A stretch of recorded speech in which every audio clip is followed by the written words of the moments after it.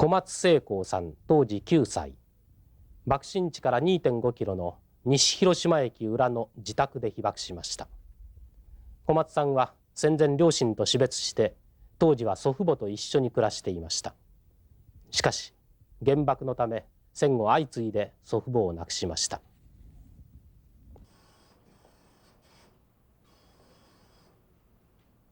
爆心地から 2.5km 離れている国鉄山陽線の西広島駅ですね、これは当時の模様でございますけれども、私の家っていうのはちょうどこの松が生えてるこの、左端の方なんですけどね、今で言いますこの古井学習教室っていうビルが3階建てのビル建っておりますけれども、この地点なんです。私自体、ちょうど満1歳の時にですね、両親と死別いたしまして、そして、祖父と祖母に育てられておりました。ちょうど8月6日の朝は午前6時ごろ起きまして、そして祖母の方ですね、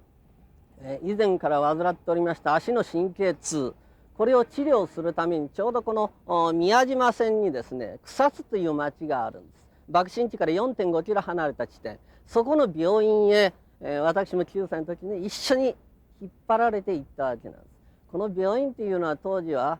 神経痛とかリウマチにはやいとお灸ね、これがよく効くんだということで、その専門の病院でした。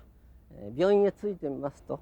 すでに 4,5 人の患者さんが待っておりまして、私も祖母と一緒に順番待つわけなんですけど、何分20年の8月6日と申しますとね、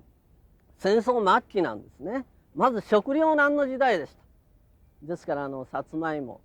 茎葉っぱとかね、大豆ご飯、あるいは大根飯とか高粱ご飯、よく山に行きましてどんぐり拾ってきてね、どんぐりの実をこうほぜくって食べたりしておりましたけれども、こんなもんだって当時はお腹いっぱい食べれない時代でしたから、その待つのがやれなくなる9歳の時でね、朝食をとって病院来てない、待つのが嫌になっちゃってぐずぐず言い出しました。そうしますとこの祖母がね、先にお家に帰って食事をしなさいやと言ってくれまして、私一人電車に乗って今の草津の町からこの西広島駅の裏の自宅に戻ってくるわけですね。そうして、朝食をとるわけですが、これが代用食だったわけです。高粱ご飯ってね、味もないし粘りっ気もないおいしくないご飯です。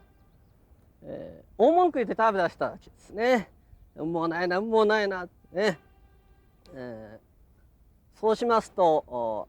祖父の方が2階のベランダでね、夏のこう日差しを受けながら新聞広げて読んでたわけですね。私が下で大文句言って食事してるもんですから、叱ってやろうと2階から降りてきた。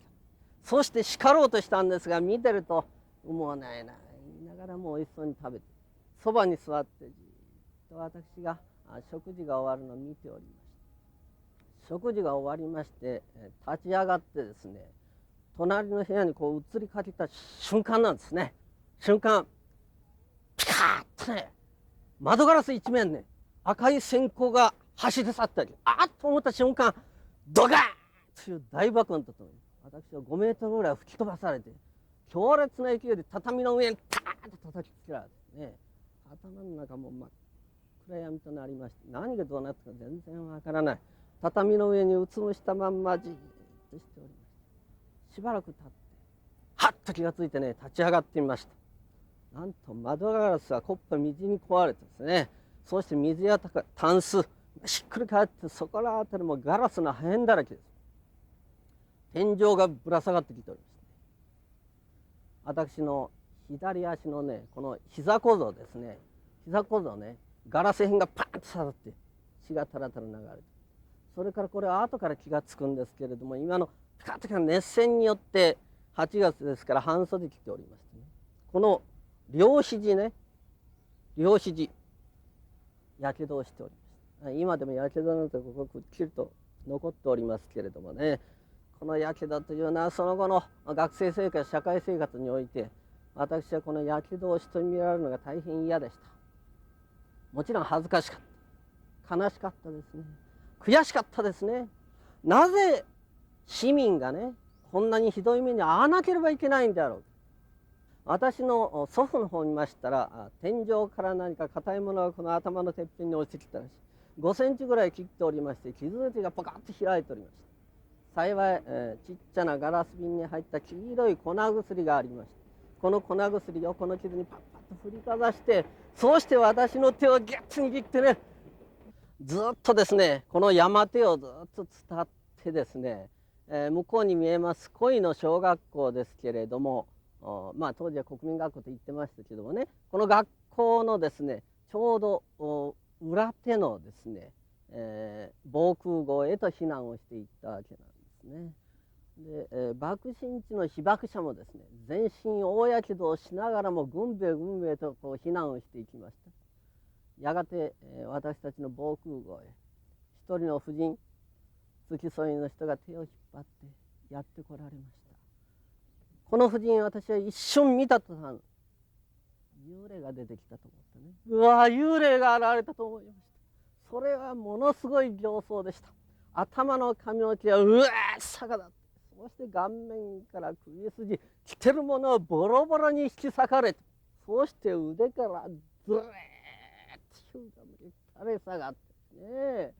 この皮膚がずるっとむけた後の中身が赤身がですね割れて見えてるんですね。油がチャッと表面に浮いて黒ずんね、すごい人がやってきた。大体ですね緊急事態が発生した場合には医師は学校に集合しなさいという前もって指令出てました。ですから学校が緊急救護所になったわけですけれども、医師自分自身ね命が危ない、生きるか死ぬかわからない瀬戸際ですから、なかなか学校へは集まってこない。そうかといって私たちの防空壕の中には医薬品一切何にもありません。当時の医薬品と申しますと赤チンキ、今で言いますマーキュロと言った方が分かりやすいでしょうか。もう少々の毛がこの赤チン真っ赤に塗りたくって当時は治療しよった。防空壕の中には赤チンも何にもない。どうされるかなと思って見ておりました。そうしますとこの付き添いの人が防空壕の隅っこの方にですねずっと奥深く入っていかれて、そうしてちっちゃな洗面器を探して持ってこられたんですね。この洗面器の中になんとおしっこをされました。ボロボロに引き裂かれたこのボロ切れでそのおしっこを浸してずるずるの大やけど一生懸命塗り出されたんです。よく人間は藁もつかむ思いだということを申しますけれども、必死の状況ですね。この世の中に生まれてきた限りは生きなければいけない、どんなことがあっても生き抜いていくんだ執念、そうこうしておりますと警防団の方がメガホンで学校へ医師が集まりましたから負傷者の方は学校へ行ってくださいというお触れが回ってきました。この婦人付き添いの人に手を引っ張られて足をしこずりながら学校へと出向いていかれました。その後西北にかけまして真っ黒い雨が猛烈な勢いでザーッと降ってきた。大粒のね真っ黒い雨ですね。ものすごい勢いで降る。原子爆弾が落ちる前っていうのは雲一つないもう快晴でしたから、落ちた後は曇天となりましてね、よく皆さん方夕立が降る前の天候をご想像になったらいいと思うんです。真っ暗になってどそ黒い雨が降る。私もこう自身でね僕がなんかこの雨こうやっていらってみたんですね。なんとぬるっとした機械油をばらまいたような雨、約2時間降り続きました。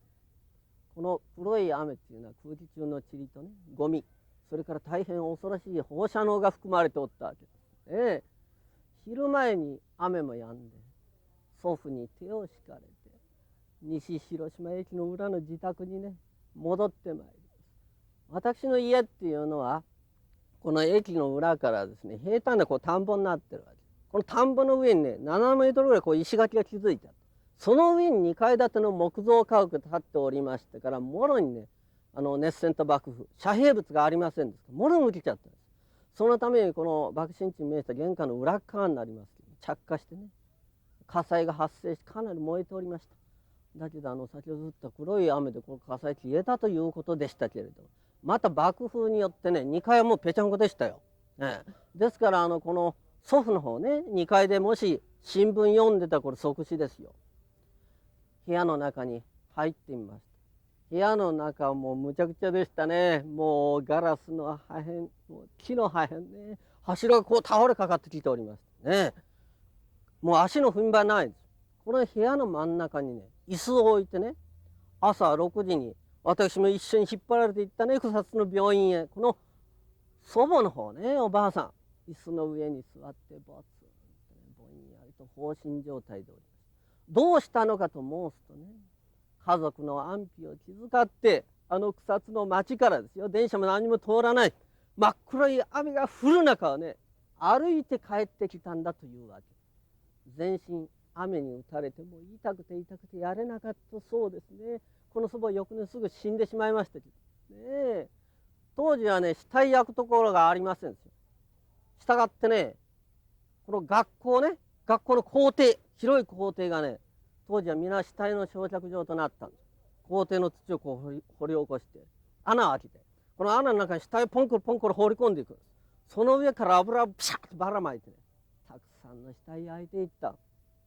私の祖母も死体焼くところがね、ちょうど太田川の下流に旭橋という橋がかかっております。この橋のたもとの広っ端でやはり土を掘り起こして穴を開けて薪を組み立てて、そうしてその上に祖母の死体を置いて油をばらまいて焼きました。翌日おじと一緒にお骨を開いに行きます。このおじというのも原爆症でね、口から血を吐いて亡くなっておりますけれど、この祖母のお骨ね、ちょうどこの胸の気管支の部分の骨が黄色く変色して、こう軽石状にカスカスになっておりました。他なんともないです。私は放射能を吸ったんだなと思ったわけですけどもね、もうその後の生活というのは大変でしたね。もうとにかく広島75年間草木も生えないという伝説行き渡りましてね、私たちは一旦郊外へ避難しました。だけどその年の10月にはですね、ペンペンソウ、鉄道草、あるいはヨモギ、それから朝顔の花が咲いてきました。植物が生えるんならば人間だって大丈夫だっていう、また私たち市民ね、市内に入ってきたわけです。私はこう町に出歩いていってね、鉄道草よもぎ積んで帰るわけですね。そうして米粒の少ない水の中にね、その草を一緒に混ぜてね、そうしてそんなものを食べてね、飢えをしのいでおりました。当時草団子と言いましてね、広島にエヴァという町あるけどもね、エヴァ団子と言ってましたけど、そういった鉄道草よもぎで団子作ってる。これを人々は飢えをしのぐために行列をしてね、お金を払ってこの草団子買い求めるんですよ。今ね、仮にこの草団子食べてみなさいとここ持ってこられたの。足よう食べない、すぐ捨てますよ。食べれるもんじゃないですよ。こんなもん食べるのは本当ね、馬やら牛ですわね。人間がこんなものを食べて生き抜いてきたわけですね。着るもんだって当時ありませんから、一つの学生服ボロが垂れ下がってもそれしかないから、それ着て我慢しました。また住むところもね、私の家っていうのは借家でしたし、当時はもうね、焼け野原となったわけですからね、そこから市民は立ち上がったわけですけれどもね、昭和24年にはね、広島平和記念建設法が制定されて、国からも補助金が出るとともにね、平和記念公園へ出来上がって100メーター道路もついたりね、そうしてこうビルが立ち並んでくる、市民球場もできるしね、広島の復興は随分早かったわけですが、これはやはりですね、被爆者広島市民が力を合わせてね、いたわりの心を持ちですね、復興のためにこう立ち上がってきたですね。これが私はね、大切だと思うわけですね。41年経った現在ですけれども、被爆者というのはですね、この後遺症のために随分苦しみ続けてる。私自体も中学生の1年生からね、この体が随分おかしくなりましてね、もう急にね、全身がだるくなってきちゃってですね、植物受け付けなくなったわけです。それでも頑張っておりまして、もう手足がだるくなって、ね、歩くんでも重りを足引こずって歩いてるような感じ。植物受け付けない。もうトイレに駆け込んではね、ゲーコレ大戸発気を催すですね、唾ばっかり出ちゃう。それでもまだね、うどんとかお汁吸って頑張って、それも全部出して、そのうちに黄疸が出てきましてね、この目の白いとこなんか真っ黄色、爪なんか黄色くなる、皮膚が黄色くなる。私は入院生活したわけですけれども、肝臓機能障害、それから肺気腫という病気ね、胸が苦しくなる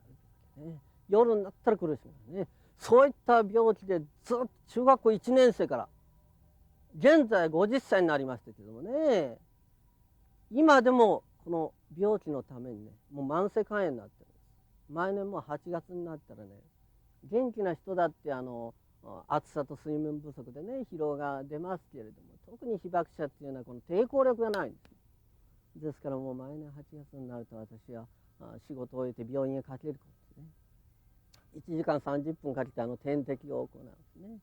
血液の正常化、栄養の補給などいろいろとも努力して毎日毎日日常生活気をつけてですね、頑張っておりますけれどもね、やはり今からの若い世代の方たちですね、この原爆によってたくさんの犠牲者亡くなられた方たちね、特に若い世代というのは当時は動員学徒令ね、昭和19年8月には動員学徒令が発せられて、勉強どころじゃない私たちもね、今の動員学徒によって学徒令によって軍事工場、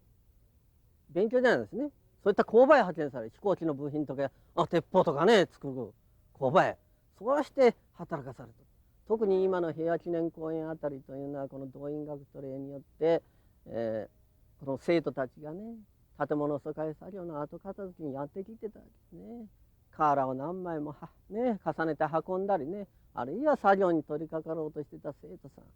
また整列をして点呼を受けておった生徒さん、ね、8時15分、20年8月6日、8時15分、原子爆弾によって一瞬のうちにそういった尊い命がなくなっていったね。原爆によって犠牲となられた方、この方たちっていうのは生きようと思ってもね、生きることができなかったわけですよね。今のこの平和自由な時代、勝手に向こうからやってきてるわけじゃないわけね。そこには土台というものがあると思うんです。この土台とはですね、戦争によって犠牲となられた方たちのおかげで現在の平和がやってきてるということを忘れてはならない。そこには命の尊さとね、そうして平和のありがたさを十分に認識しなくてはいけないね。この国家間の戦争というのもですね、小さく持ってくればこれは個人の感情の高まりであると私は思うわけですね。つまり喧嘩ですよって思うわけ、ね。どうして喧嘩起きるんか。自分のことしか考えないからでしょう、ね。自分がいいように、自分の立場が良くなるようにね。そういうことばっかり考えてるからお互いに言い争いをやる。そうしてだんだんこう頭に血が上ってくるね。その次にはどうしますかね。今度は手で殴ったり、物を持って殴ったり、物を投げつけたりするでしょう。これは私は核だと思います。その前にこの戦争、喧嘩をなくさなければいけない。そのためには相手の立場に立ってね、相手の身、相手の心、そうしてこの戦争を解決しなくてはいけないわけですね。そこには人のね、心の痛みの分かる人間と私たちはならないといけないと思う。ですから平和のありがたさ、そうして命の尊さ、絶対に二度と戦争を起こしてはならないし、核なんて使うことは絶対にいけない。もしですね、偶発戦争、核戦争が勃発したなら今大変ですね。核の冬、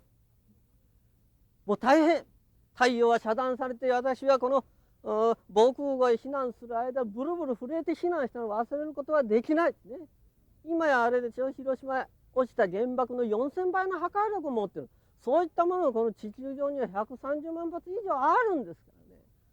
大変なことです。これは地球の破滅につながり、人類の絶滅につながるということを私たちはよくわきまえて、